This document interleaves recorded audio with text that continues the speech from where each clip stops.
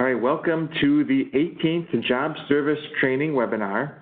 As always, please type your first and last name in the chat box for attendance tracking.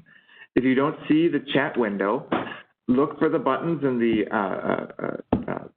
upper left or right above, or scroll over the PowerPoint, and you should see a little dialog window that looks like a comic book call-out thing. That's the chat option to turn the chat on.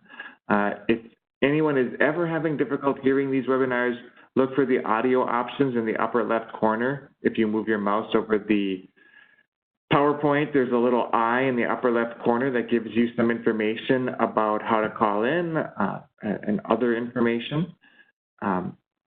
People seem to have better luck using the phone connections than computers or microphones. And a little tip, the best way is to have the system call you, where it says, please call me, and it gives you a call. You just answer your phone, press 1, and you're able to connect to the audio purpose. As always, we welcome our partners from counties and Veteran Services, RESEA, Bulk Rehab, and others. The purpose of these webinars is to keep job service staff up to date with information that affects our work. But very frequently, we include content that is helpful for everybody to know, and today is a great example of that, with our topic being to discuss safety practices and recommendations in our CareerForce locations. What we're going to do today is do some quick announcements and reminders, and I'll hand it off to Becky French and Brenda Tuma, who are going to take us through some practices. And then our next webinar is July 18th and 19th, and the focus is going to be on resources for homelessness, and we're going to bring in some subject matter experts and others to help advise us on what to do when we're working with customers who are either experiencing homelessness or, more importantly, at risk of experiencing homelessness, and some strategies for avoiding that. So just some announcements. In case you missed it, Lori Janatopoulos recently started as our new CareerForce Director. Our program, Wagner Peiser Job Service, the Veterans Program, the CareerForce Web and Branding teams, and the Minnesota Works.net team have moved into this new division under Lori's leadership. This is really great for all of us to be in our own division under Lori's leadership, to have an excellent attention and focus on the things that relate to our work. Some updates on the director positions. First round interviews for the Veteran Services Director have been completed, and Lori is getting ready to conduct the second round of interviews to make her final decision on the Veterans Program Director. Also, the Job Seeker Services Director, or Dave Neerman's old position, has finished the posting phase, and Lori is motivated to try to get that hiring process completed as soon as possible as well. Some other updates on the Standardizing Workshops group. We're starting to see the end of that work. The participants of that group are putting together their finalized PowerPoints and materials for to get them ready to hand off to CareerForce to start to get them our finalized versions completed. So by July 26th, we'll be handing off our PowerPoint materials and our background content and facilitator guides to CareerForce for branding. Then the team is going to work with the CareerForce team and communications to make sure that the revised and finalized PowerPoints and materials reflect the intent of the content that's being put together. As a reminder, the 5 workshops that we're working on are career exploration, resume writing, advanced resume writing, interviewing, and networking. If you haven't had a chance to offer feedback on those workshops, you can email me, or if you have been putting things together, there's still time to email me or any member of the work group, and we can get your feedback incorporated. Creative Job Search is also in the process of being handed off to CareerForce and Communications to begin its finalization process. We're working to also update the PowerPoint aspect and the presentation side to give us some options for a half-day version, a full-day version, and a 2-day version So look for some of that. We're going to incorporate some of the strategies we used in the standardizing work group into Creative Job Search to include learner objectives, curriculum plans, and some other helpful information for that workshop. And that's the end of my announcements.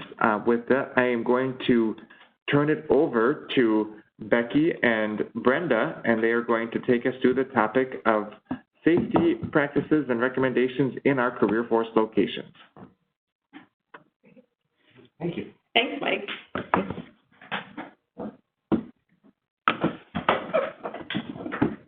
Hello, everyone. Okay, we got to make sure we're in the camera. Yep. I'm Becky French. I'm the training coordinator for DEED. And I'm Brenda Tuma. I'm the safety administrator for DEED. And we're going to spend a little bit of time with you this morning talking about safety in the CareerForce locations.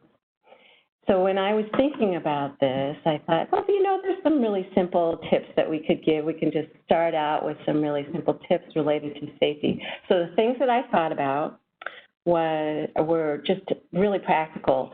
Don't run with scissors. Don't play with matches, and stay really far away from down power lines. Well, those are some really good tips, Becky. However, I think our audience might be more interested in things that are more relevant to the work environment that they're working in. So given that a lot of our employees are working with members of the public who are in pretty tough places, who have maybe lost their jobs and also their income. So that can cause some frustration, some agitation for customers, and sometimes even some acting out. So I think for those reasons, we should be talking about violence prevention and response procedures. Oh, violence prevention. Well, but you know what? I'm sorry, Brenda. You and I have done classes on this, and well, we spent a half a day doing this, talking about this topic, and the course that I used to teach would actually take a whole day. So I'm like, we don't have much time. So I think we need to like find a way to compress this, or get really practical, or just talk about some of the most important things. So can you tell me what you believe are sort of like the most critical elements if we're going to be safe in our CareerForce locations when we're serving the public? Well, I think firstly, being familiar with your response and your workplace violence prevention procedures. Also being able to recognize warning signs for violence and knowing how to report them. Also knowing how to diffuse a situation is huge. And understanding the importance of a respectful workplace is pretty much the foundation for violence prevention.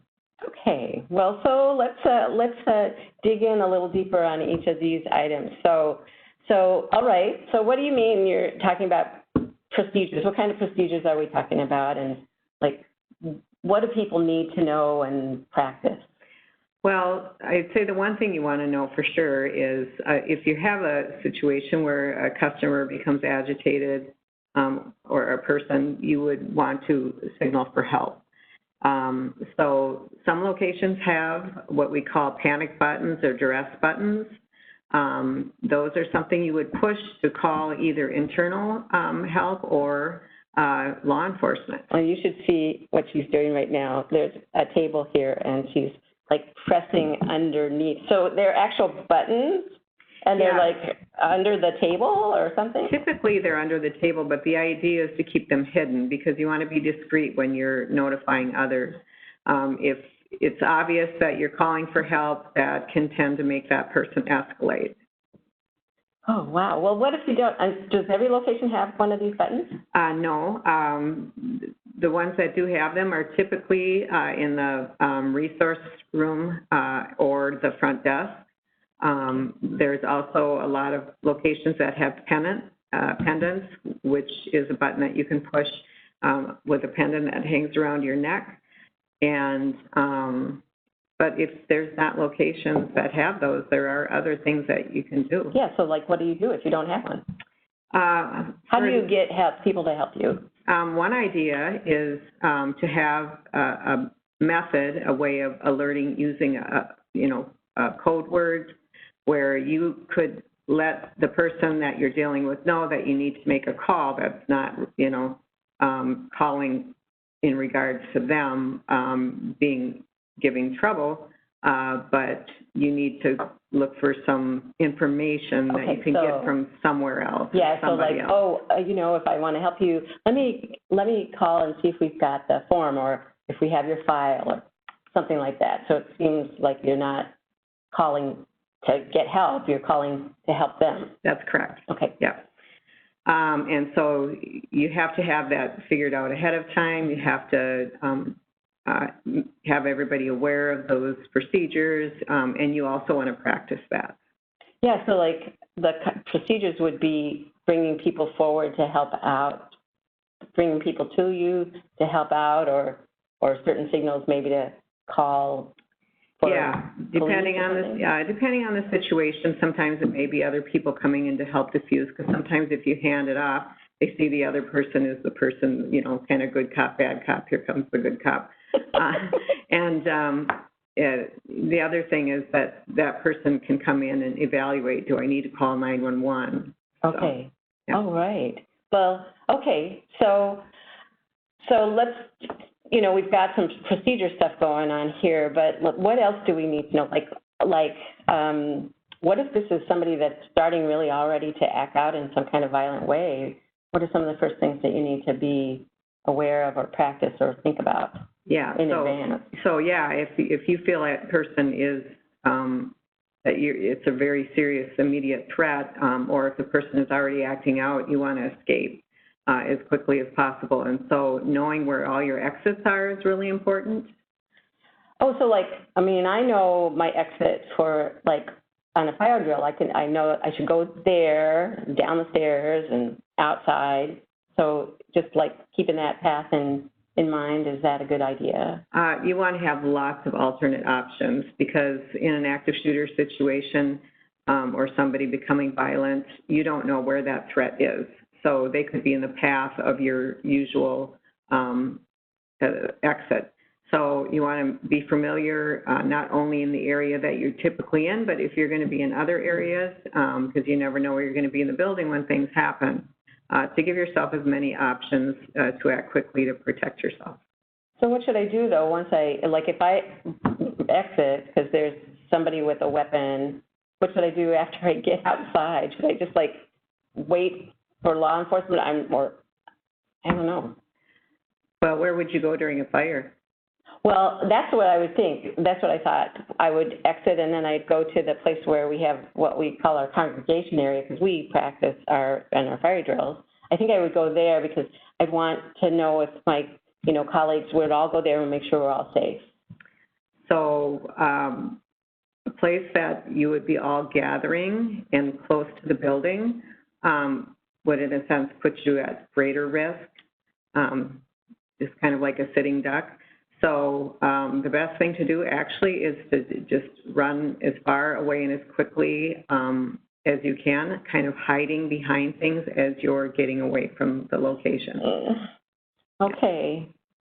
I hate to have to think about these things, but the more we think about them in advance, the more prepared we are if we ever have to do anything. Okay, well, let's just say I can't get to an exit without putting myself in jeopardy.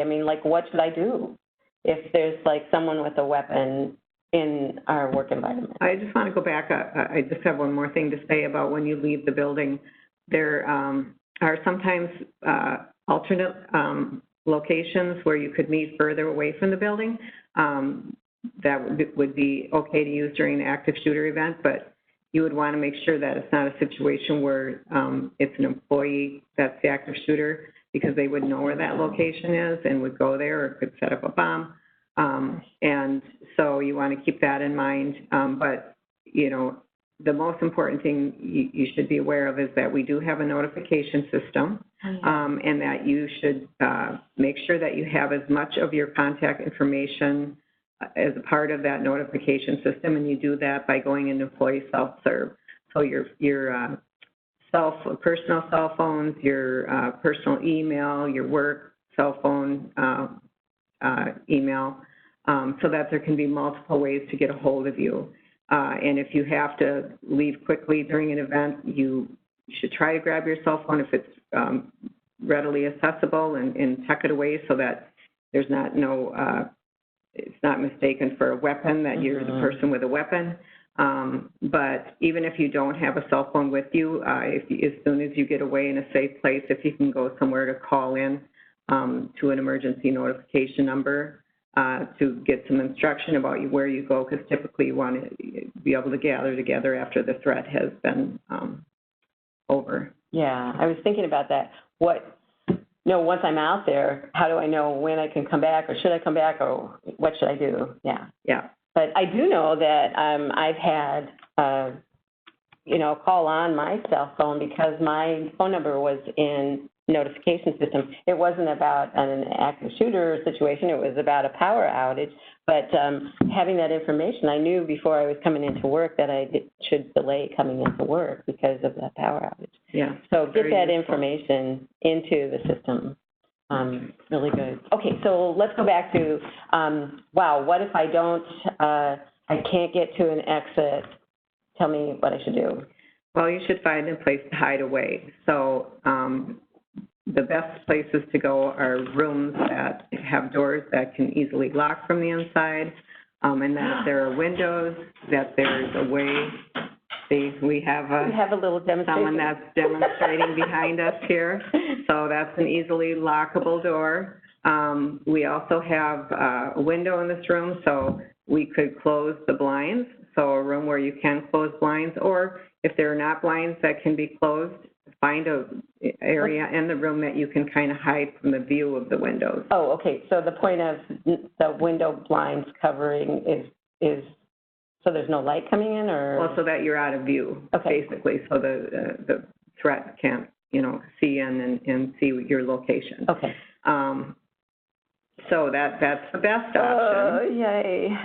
But if you don't have a room that's quickly lockable, you can get into a room and try to barricade the door.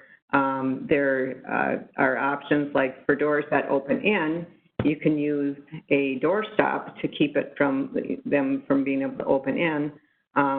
Or if it opens out, you can use a belt to loop around the doorknob and then kind of hold that off to the side or try and attach it to something. People think that active shooters really work hard to try and get into that room if there's, obstruction, and that they'll kind of shoot their way through. But typically they're trying to, kill as many people as quickly as possible, and they don't want to waste time because they know that law enforcement is on their way, so they need to kind of find more easy targets. Oh, yeah. This is kind of icky to talk about. Hiding under furniture, behind furniture can keep you safe, too. Okay, so, and sort of, finding as quickly as you possibly can. All right. Well, I mean, what if I'm just out in the open, the person has seen me, I don't have the opportunity to exit or hide without them watching me do that, which would be of no use.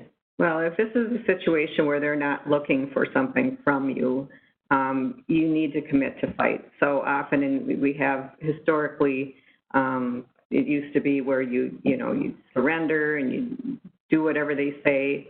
But in these situations, you just need to throw them off guard by becoming very combative, finding things that you can use as weapons, such as staplers and tape dispensers. It's really heavy. And then scissors, anything you can find, but just throwing them off guard because they really lose their ability to hit their target in that way. I was thinking about if this were happening, and I know that it's challenging to think about this happening, and I don't, again, but this is about us thinking about this in advance. in these kind of situations, like what do I need to make sure happens? Like if there's a room full of customers, I mean, if I just like run out the door, I feel like I should be doing something else. I mean, what is my obligation with regard to customers in a situation like this? In an active shooter situation, I mean, you can ask, customers to follow you, but you don't want to take up time forcing them to do that because, you have to be concerned about saving yourself. You can't be any good to anybody else if you put yourself in harm's way and you end up being a victim. That's the first rule of first aid. If any of you have ever taken, just the sort of medical first aid, that the first rule is make sure you're safe before you try to assist anyone else. So it's kind of hard, and nobody needs to be a hero here. So, and because actually you may complicate things more than help. So, well, okay. So we've been talking kind of. I will say though, Becky, I'm sorry to interrupt, but there are situations where if it's not such an immediate danger, if you just see the threat building, to try and move, customers out of the area so that they're in a safe place. So or locking down doors, use your lockdown systems to lock down doors to prevent people from coming into the threatening situation. Yeah, and I know that there's, the idea if someone is escalating and they haven't gotten to that eruption of violence at this point, it's often quite helpful to remove the audience so that they don't have sort of that compromising of their integrity by giving in. They don't want to do that in front of an audience, but may be willing to sort of back down on their demands with there aren't as many people watching. So, I mean, that can be very effective when we're in an escalating situation that hasn't erupted yet in violence. Yeah, and another idea, if it's too difficult to get the customers out of the room, sometimes somebody who's really astute at de-escalation maybe wants to take them into a room as long as they're doing it safely and they're placing themselves by the door. Right. So making sure that really works to de-escalate. Not to compromise their safety in doing that. Okay. I do want to make one more mention about the lockdown because this comes up a lot. People think that when you lock the doors to prevent people from coming into a threatening situation, or if the threatening situation's outside, to prevent that from coming in, that they then can't get out. But that's not the case. You can always get out, especially if there's a fire or something like that. You need to be able to still get out. So a lockdown doesn't lock people in, it locks people out. Correct. Okay, very good. All right. Well, so we have been talking about this more extreme situation of an active shooter, somebody with a weapon, something violent that's already kind of erupting. But how do we? I think about your second point of knowing the warning signs. I want to have us talk a little bit more about how can we maybe predict that this is going to happen or keep it from happening, because we can tell that there's some signs on somebody maybe someone who could do that. Okay, sure. Before we move on, I do want to make a point that we do have an active shooter card or a violent intruder card that some of you may already have these, but this is a useful tool. We're going to be trying to get these out to all employees within the next couple months, along with some other useful tools. So, warning signs, yes. Knowing the warning signs is a very good preventative tool. Just keeping in mind that there's no real profile for someone who might act out in violence, but there are some red flags. There is a list, you can see on the screen. Some of these are more red flags than others, I guess you could say. Some of these just on their own, are experiencing a couple of these, like an employee who has conflicts with others and is feeling desperate about their situations, doesn't necessarily mean that they're, going to act out in violence. But if they're, displaying some of the more serious signs, like they've engaged in assaultive behavior in the past, they have a history of that, they seem to have this mindset that it's okay to handle things in violence, and especially if they talk about using weapons, being okay to use weapons to settle things, that really raises the risk factor, and you need to take that very seriously. Okay, so what if I notice this or have experienced with someone who I see multiple warning signs? I mean, like, what should I do then? Well, you do want to report that. We do have a violence threat report form that is available from the violence prevention policy or DEEDS policy that you can get to from the den. But just keeping in mind, if it's a more immediate threat, something that should be responded to immediately, you should call 911. You should let your supervisor know right away. By the way, in a lot of our locations, that would be 911. Correct. So. Okay, well, so by the way, we do have another card that I think is going to get distributed soon, and that does have the warning signs that you just saw on the last slide on it, and on the back of it is some stuff we're going to go over in a few moments. But I want to go back to the threat report, violence threat report. Like, what happens after, I mean, if I fill this out, then what happens? Well, you can fill it out electronically, and that it's automatically submitted to me when you hit the submit button. Otherwise, there's instructions to forward it to me. But when I receive it, I share it with our threat assessment team. DEED has a threat assessment team made up of a number of internal staff, but also we will call upon other experts, external experts, and EAP, law enforcement sometimes. Employee Assistance Program, EAP. Yes, I'm sorry. And our general counsel for legal advice. So it just depends on the situation. Okay. So what if you're not here? I do have some backups who will work with it and follow through with all the necessary steps. And we actually have a decision tree that's been developed that will kind of let you know if this happens, then do this, notify these people, and that type of thing. I'm just curious about... We got a question? Oh. Yeah, question just came up about that. Can partners or other non-DEED staff use this threat report, violence report form? I would say yes. They may have their own reporting methods to their own internal staff, but if they don't complete the form themselves, which they may not have access to but could get, I suppose, through one of our staff, if they could provide the information, if they have more information about the threat or the violent incident, that they would provide that information to a DEED staff person. And because we still want to know, even if it seems to be more in the arena of the partner staff, because it still affects everyone. Everyone in that location. And since it's housed on the DEED internal website, the DEN, it might be harder for some partner staff to access, but getting it done. Yeah, working together. Just understanding that you should work together. You know, I mean, that's kind of an important theme related to this altogether anyway, is working together in all of these kinds of situations and keeping each other safe. It impacts the entire CareerForce location, so it's really important that everyone works together. All right. Well, so we've been talking, I think, about, you know, these situations where there's already either a threat or something happening that's dangerous, that is threatening the safety of everyone.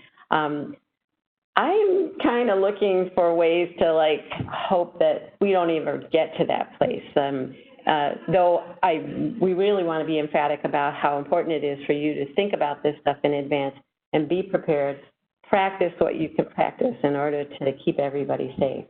But we want to backpedal a little bit and say, well, how do we keep this from happening at all? And so for us to start thinking about how do we diffuse a situation and what does that entail?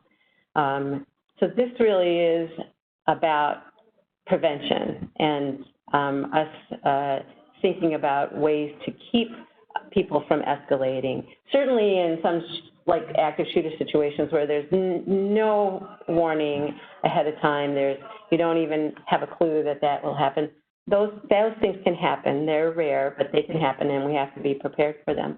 But most situations, we may have some indicators that we could ensure that we're doing the most that we can do to prevent any kind of violence from erupting in our workplaces. And so we have to start thinking about what we do and how what we do impacts the behaviors of others.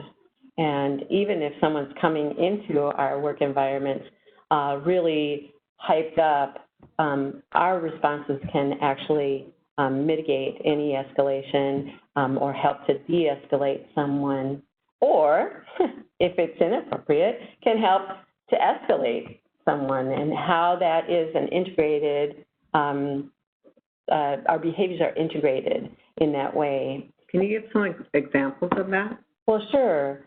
So let's just say I'm unemployed and I really need a job and the bills are piling up, and I come in and I'm already kind of nervous and I need to have help finding a job, and I don't know where to start, and I'm not very computer literate. I mean, I have a lot of anxiety and I'm already nervous, and I walk up to you and you say something like, you know, or look at me, or don't look at me maybe, you know, in a way that just kind of pushes me further. So if you are ignoring me for too long, or if you're looking at me and say, what do you want? Not that any of you do that, but that right there, my response to that, what do you think? How would you respond? It's the way you said, what do you want? You know, I think if somebody said, you know, can I help you, or what can I do for you, that would be completely different. Or even if someone said, can I help you, but say it in a way that isn't very authentic in its intent.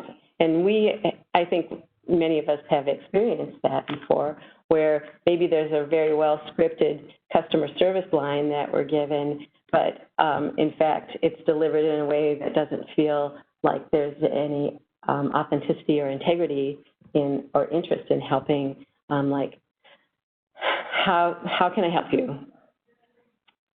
Notice that my body language, my facial expressions, the sigh, the tone of my voice, all contribute to you not believing that they're going to get any help at all. Those inappropriate responses to someone can easily escalate a situation. So suddenly, I, coming in kind of nervous, might actually start getting mad at you and say, what do you mean, what do I want? And, you know, I need some help here. So having us think about our own behaviors and how our behaviors impact others is really important. And there are some skills that you can work on that I think are on a continuous basis, and many of you have great skills already, but we always have to be astute about how well we're doing on these, because I think these skills are in the arena where you can always, you've got to keep yourself up to date with that. Probably one of the most important skills that you can have in helping to diffuse a situation is being an active listener and listening attentively, being there, listening empathically. Probably one of the most important things that one of the great causes of people escalating is they feel that they're not being heard. Our ability to listen well and demonstrate that we're listening, ensuring that all of our behaviors exhibit that, because you can listen and do other things, right, sort of, but that doesn't demonstrate to the individual that you're listening. So putting things aside, giving your full attention is vital. Checking yourself in your communication, making sure that your words, you choose the right words, but also watching your nonverbals, the way you stand, the way, having more open posture, checking your facial expression, showing interest. So like this probably isn't a good dance. In general, no, it's really closed off. All right, I don't know if people can see. Or yeah, like arms this, crossed. yeah, can you see? Putting your arms on your hips. I mean, and sometimes we do that like less than consciously. It's not like intended to look, aggressive or look like we're closing ourselves up. So just be mindful of your body language and having more open postures, open gestures, facial expressions that are welcoming and concerned. Also, the paraverbals, as you see on your slide, by that we mean the things that are part of what you're saying and projecting, but not the actual words. So that would be the tone of your voice, the volume of your voice, how you punctuate words, the intonation, the fluctuation of your voice. All of those ingredients are things that people derive meaning out of. And actually, studies have shown that it's your nonverbals and your paraverbals where the majority of the meaning that's communicated that's where the majority of that meaning lies, in those two things, as opposed to the actual words that you say. So being very astute about your communication skills, being willing to sort of check yourself and look at yourself, hear yourself, to recognize, am I contributing to escalation or helping to mitigate or to de-escalate somebody by how I'm behaving? You have to be really honest with yourself and willing to look at yourself. I think it's an important skill. And then along with that, it's a really important thing is your ability to stay in control of your own emotions. In these situations, as someone is getting more and more emotional, your ability to stay in control of your own emotions in a way that reflects you're empathizing with the individual, but you're not joining them in that escalation, in that higher emotional, less controlled emotion. It's hard to do. Sure is. And we're going to talk a little bit later about some strategies on how to help in getting to that. So there are some techniques that you can use. I guess techniques is I'm not sure if that's the best word, but there's a method that I learned that helps in deciding how to respond to someone as they're getting more emotional or less in control of themselves in situations that could escalate to violence. So I want to share that with you. It's a model of behavior. It's a behavioral model, so it's easier for us to use because it's about what we observe and hear, and we don't have to know in depth, psychological or motivation. We just can respond to their behaviors with our own behaviors. So having us start at the beginning of when someone might escalate, we take a look initially, and this is a model. Well, it's based on a model, and there's some additional research that Brenda has done. We have some sort of a blend of some information, but the model that I learned was from the Crisis Prevention Institute. It's been used for decades by professionals in all kinds of arenas that work with people who, could be volatile. And it's very successful used in schools or residential settings, people with disabilities or mental health issues. Even it's used in prison systems. It's been proven very successful. So it sounds pretty universal. Yeah. Oh, good. Used with all kinds of people, with all kinds of backgrounds and issues. So let's think about if we actually witnessed, sometimes we don't see this because people come in already more escalated, but if we do see this, to recognize that there is the beginning of escalation the very beginning is demonstrated by like nervous, anxious behaviors. And when we see that, we might need to be mindful that that things could escalate.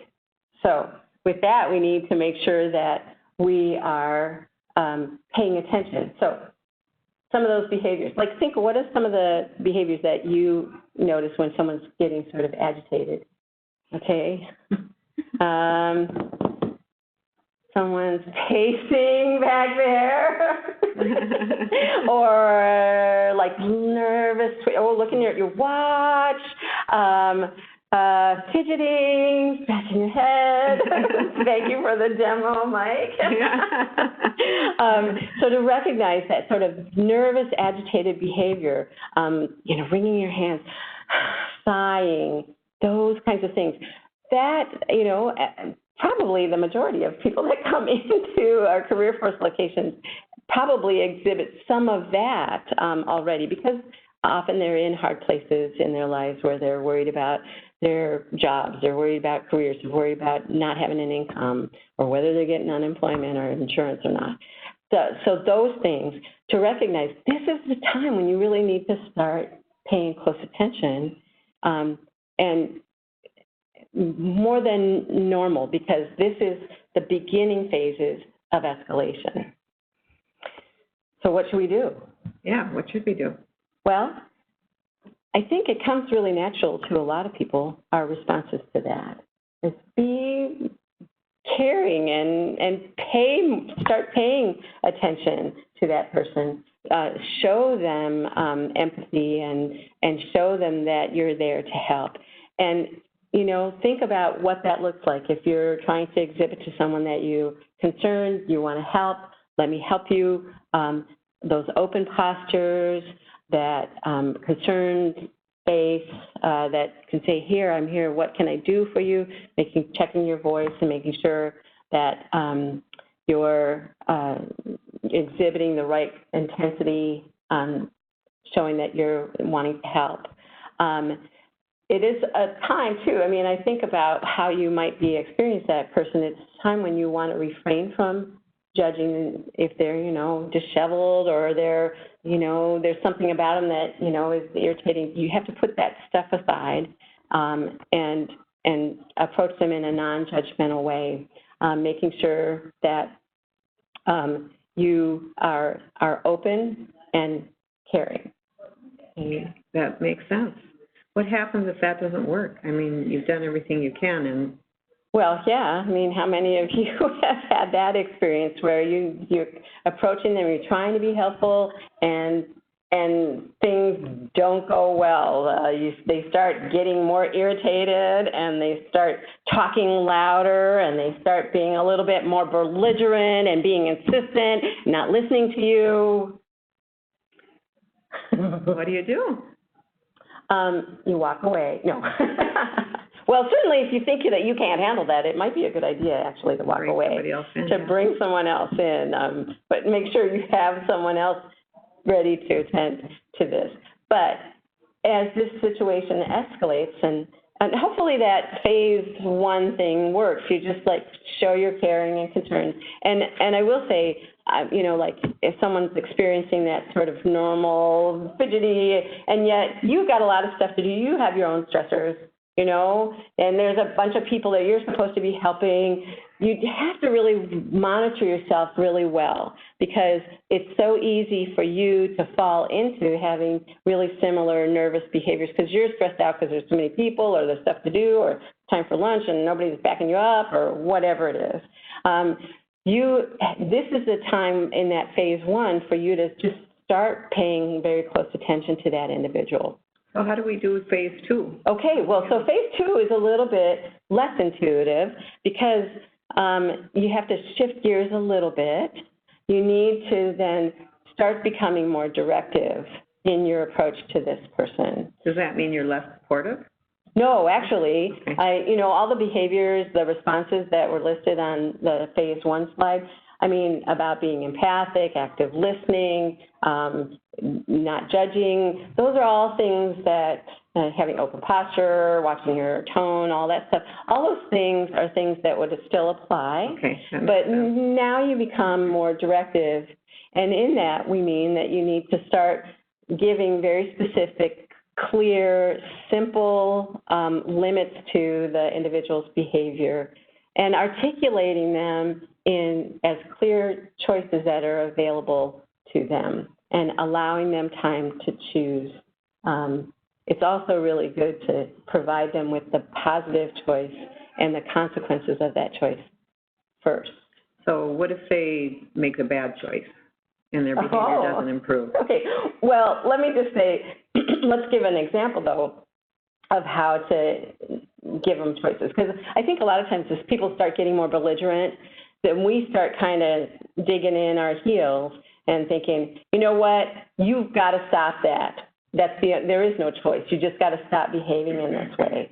But in reality, there is a choice, as kind of suggested by Brenda's question. There is the choice to stop doing what they're doing or to continue to do what they're doing.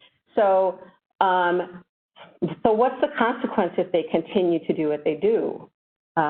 We have to think of, in your own situation, what are some of the ways what are the choices available and what are the consequences? So if someone continues to raise their voice and not listen to you and hold up, the line if there's people behind them kind of thing, I mean, is there a choice to bring in, security? Well, most of our locations don't have security. So what are the choices available to you? I think a really easy way to think about this is presenting them with, if you're able to let me speak, or if you could lower your voice a little bit and let me give you some information, I can help you.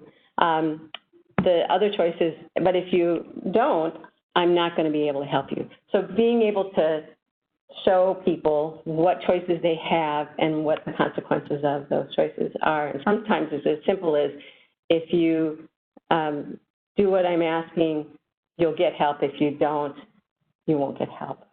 So what happens if that doesn't work? If that doesn't work, well, then I think we go back to the situations that we were talking about earlier. So that when we get somebody really starting to act out, where they're shouting, they're starting to threaten you, they're maybe starting to, act out in sort of pounding their fist or starting to kick things, or, when you can tell that this is and you can tell they're less rational.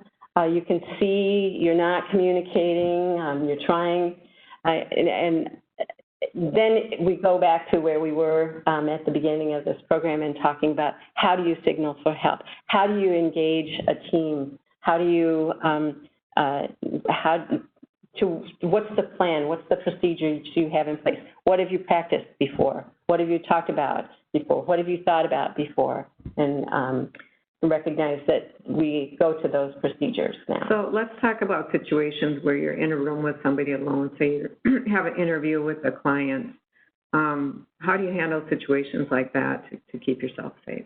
Well, I will say that, first of all, if you, I think it's always really important that you situate yourself for safety no matter what. In our cubed settings or conference room settings, it's always best for you to be the person that's closest to the exit in case somebody acts out. And I know a lot of our cubes aren't set up for that. So especially when you know you're going to be meeting with someone who you think has the potential to act out, maybe you've seen a few of those warning signs, or maybe you have to deliver some kind of bad news to them, so that might set them off.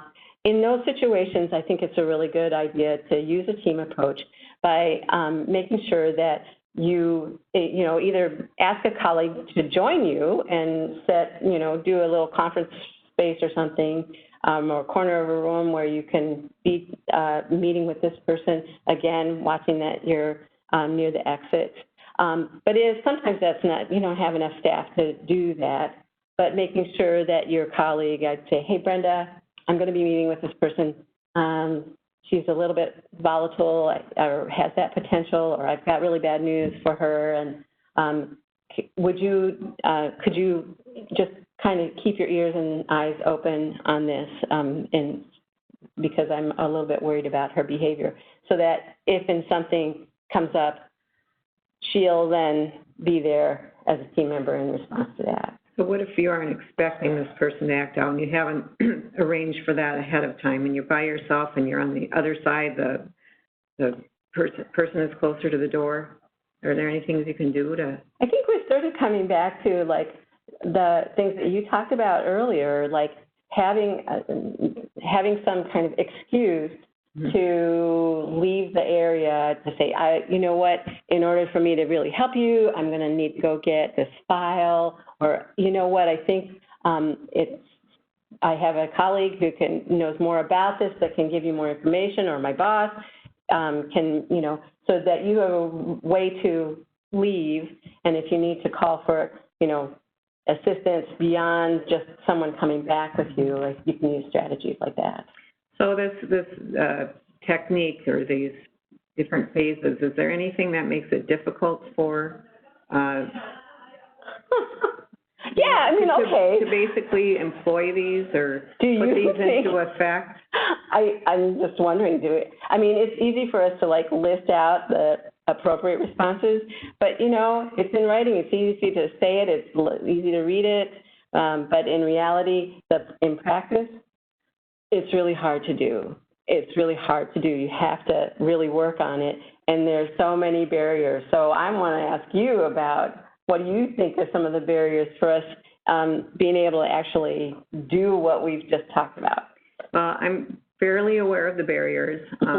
Raising a son with autism who has a tendency to become agitated, although he's never been violent, he has a tendency to become pretty upset, and it can be kind of scary for other people and even for himself. And so because of that, I've tended to be very observant of what really works, what kind of leads to poor outcomes. And what I've found in almost all cases is there's these two barriers, which are prejudging, which is basically having a negative judgment or making negative assumptions about the person, and personalizing it, taking the behavior personally.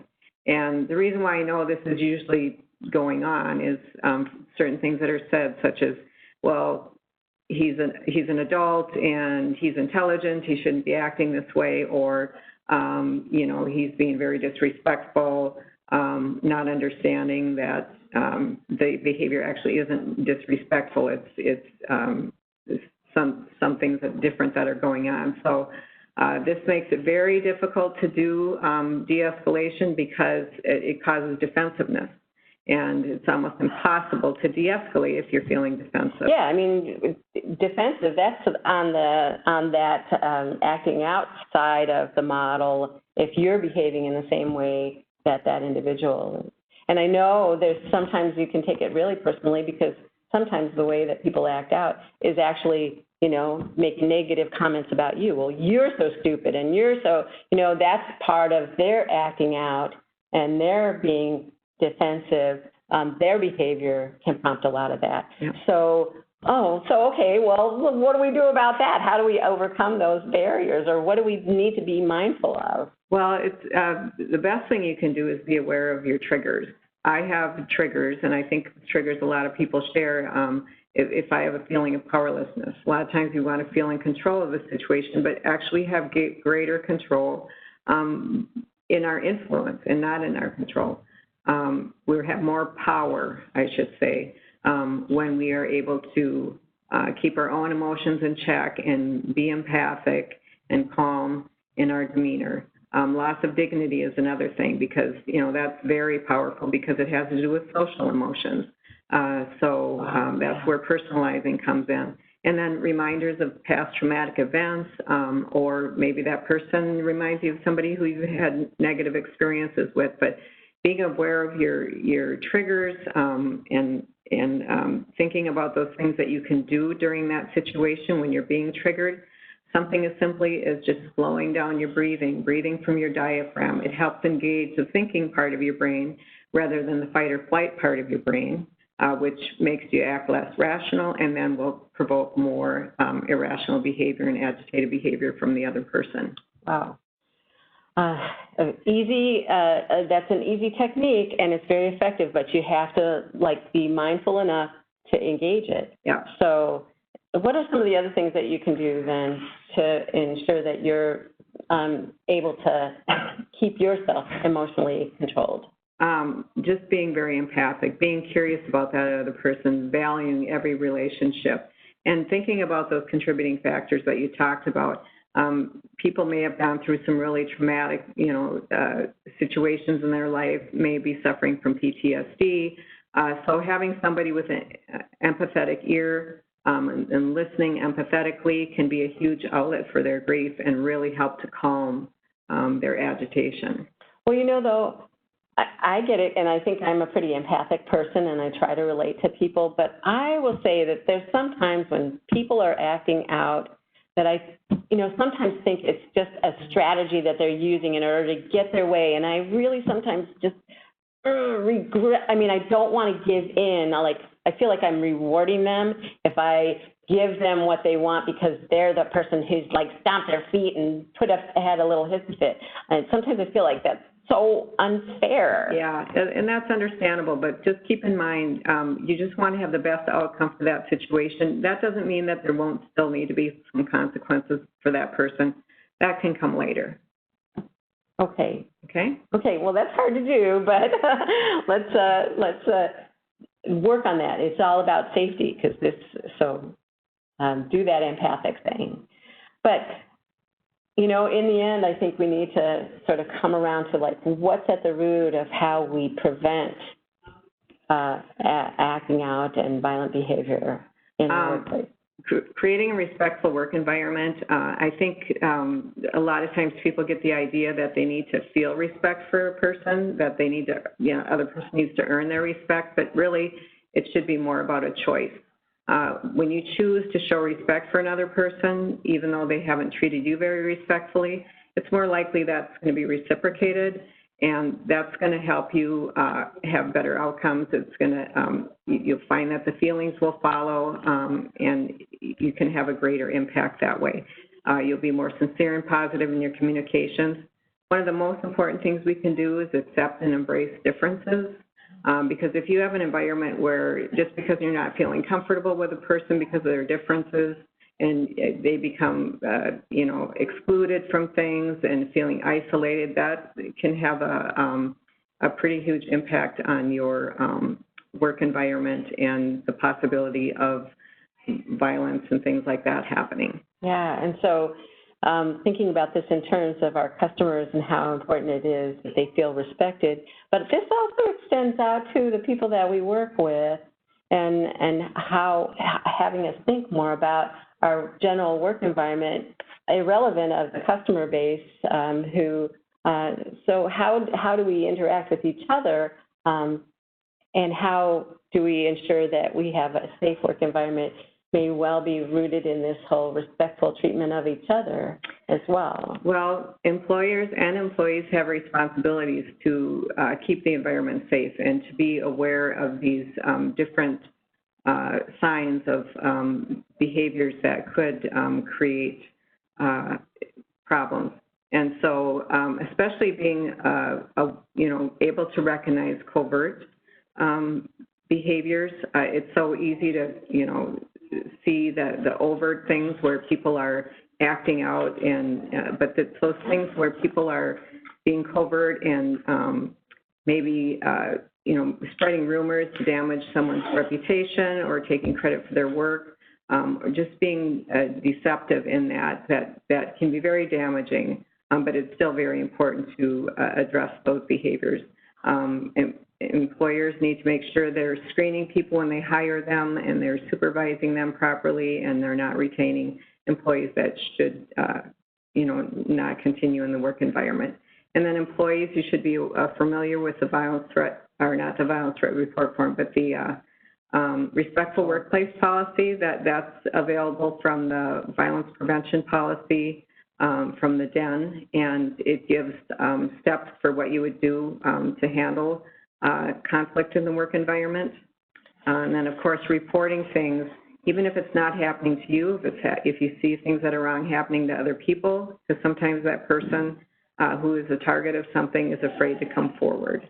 You know, I just think at the root of this, success in doing our best to maintain a really safe work environment and for both our colleagues, ourselves, our customers, is really about respect and respectful behavior that contributes so much to a safe environment and everyone caring for each other. So with that, we are out of time. We could go on for a lot more time. So we do have our contact information here. We've included Karen Lillodahl on that list as well because she's worked with the ADA accommodations and can be really helpful with equity-related issues as well. So with that, I hand it back over to Mike. We're just going to wrap up. I'll wrap up off camera here. Okay. Or I can come over here. We'll move on. We can be in the background. So just if there are any questions, we can still have a little bit of time here to take them. So feel free to submit them in the chat box and we'll address them. But I just want to wrap up with a few things here. A couple of things to keep in mind is that Becky and Brenda, they do this training all the time. If there's an office that's particularly having an issue with this, you can make your requests to either one of them, and they are willing to bring a more expanded version of this training locally.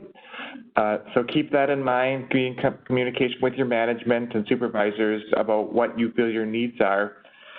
The other thing is just not to own or feel responsibility that you need to be able to recognize all of the different impairment or mental situations of our customers. The most important thing is just to remember how you would want to be treated in these situations and reflect that towards our customers. While there are some opportunities for training in this area, sometimes you can learn a little bit more than maybe you wanted to know about some of these situations and can be helpful. The most important thing is to focus on the training that these two have just offered. This is there have been a lot of different opportunities for people to participate in trainings like this, and they've also shared with other trainers is that their training is very similar to what you might get at things like the Mental Health Summit. A couple of wrap-up things, just as a reminder, these webinars are required for everybody. If you haven't had a chance to review this or other members haven't been able to join us here, reminder that these are all posted on our job service SharePoint, which you can find through the DEED-DEN interweb under the Job Seeker Services Division, or this link right here on the screen. All of the handouts and additional resources will be available there. And following this webinar, we'll get some information from Becky and Brenda to share with everybody in a follow-up email to this training here today. Reminder, the next webinar is going to focus on resources for the homeless or those in threat of homelessness. We're going to continue these monthly throughout 2019. And if there's any training that you would like to see in the future, please let me know that. You can send an email to me, and we can try to incorporate that into future job service training webinars. I'm not seeing any more questions coming in. So with that, we're going to call it a day here today. And if there's any questions, again, reach out to any one of us and we can help you in the future or direct you to the places that can. Thank you, and have a good weekend and and a good long week or week tomorrow, Independence Day week next week. All right. Thank you. All right.